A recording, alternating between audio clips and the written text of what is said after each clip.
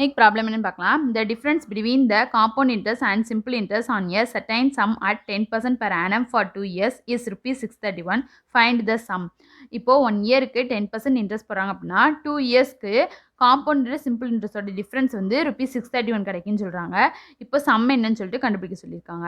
அந்த சம்மை நம்ம லெட் எக்ஸ்னு எடுத்துக்க போகிறோம். அதை let the sum be rupees எக்ஸ்னு எடுத்திருக்கோம். இப்போ காம்பவுண்ட் சிம்பிள் இன்ட்ரெஸ்டோட டிஃப்ரென்ஸான 631 அதான் compound interest minus simple interest equal to 631 எழுதியிருக்கோம். இப்போ காம்பவுண்ட் இன்ட்ரெஸ்ட் ஃபார்முலா என்னது அமௌண்ட் மைனஸ் பிரின்சிபலா எழுதிட்டு மைனஸ் சிம்பிள் இன்ட்ரெஸ்ட் ஃபார்முலா வந்து principal into rate into time divide by 100 எழுதிட்டு ஈக்குவல் டு 631. இப்போது பெர் ஆனம் தான் சொல்லியிருக்காங்க. அப்போ காம்பவுண்டட் ஆனுவலி. இப்போ காம்பவுண்டட் ஆனுவலி அப்படின்னா அமௌண்ட்டோட ஃபார்முலா என்னது principal into 1 plus rate by 100 the whole ஸ்கொயர்டா மைனஸ் இந்த principal minus principal into rate in time divide by 100 equal to 631 அப்படி எழுதியிருக்கோம். இப்போ சப்ஸ்டியூட் பண்ண போகிறோம்.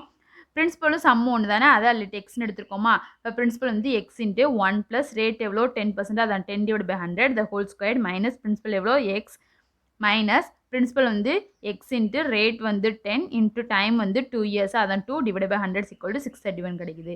இப்போ இதுக்கு எல்சிஎம் எடுத்தால் 110 divide by 100 the whole square கிடைக்குமா.